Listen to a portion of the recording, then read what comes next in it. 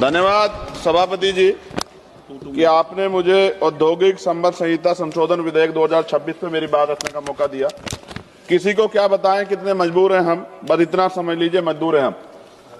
सभापति जी, मजदूर का पसीना सूखने से पहले उसको उसकी मजदूरी मिल जाए, ये बहुत महत्वपूर्ण है। मैं धन्यवाद दूंगा बाबा साहब अम्बेडकर को कि 15 अगस्त 36 को उन्होंने labour party of Indian labour party बनाई और उस मजदूरों की लड़ाई की शुरुआत की।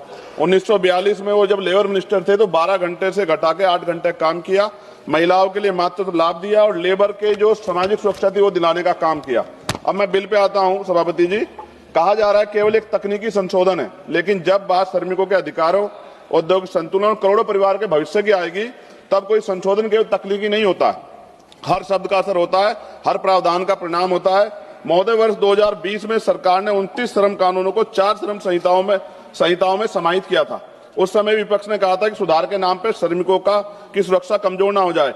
महोदय, ये विधेयक कहता है कि पुराने कानून ट्रेड यूनियन अधिनियम 1926, औद्योगिक विवाद अधिनियम 1947, औद्योगिक रोजगार अधिनियम 1946 का निरसन वैधानिक रूप से हुआ है। लेकिन मैं सरकार से पूछना चाहता हूं, क्या पुराने कानूनों में मौजूद श्रमिक सुरक्षा प्रावधानों का मूल्यांकन किया गया है? क्या राज्य और श्रमिकों संगठनों से व्यापक परामर्श हुआ है? क्या स्थायी आदेश अधिनियम के तहत श्रमिकों को मिलने वाली सुरक्षा कमजोर की नहीं हुई है? क्या जिनके लिए कानून लाए, क्या उनसे आपने कोई चर्चा की है? क्यों ट्रेड यूनियन हड़ताल पे है? सभापति जी, औद्योगिक संबंध संहिता 2020 के तहत 300 तक कर्मचारी वाले प्रतिष्ठानों को छटनी और तालाबंदी के लिए पूर्व अनुमति की आवश्यकता से मुक्त कर दिया गया। पहले ये सीमा 100 थी। देश में 70% से अधिक औद्योगिक इकाइयां 300 से कम कर्मचारियों वाली हैं। इसका मतलब बहुत बड़ी संख्या में श्रमिक अब बिना सरकारी अनुमति के छटनी का सामना कर सकते हैं। 300 कर्मचारियों की सीमा के तहत यदि छटनी आसान होती है तो सबसे पहले असुरक्षित वर्ग प्रभावित होंगे, जिनमें SC, ST, OBC के श्रमिक बड़ी संख्या में।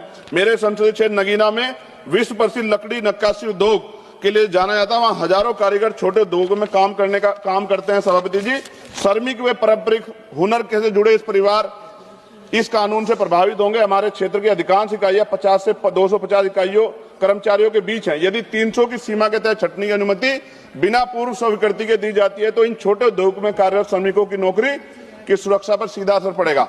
यह कानून उद्योगों को हायर और फायर की छूट देता है।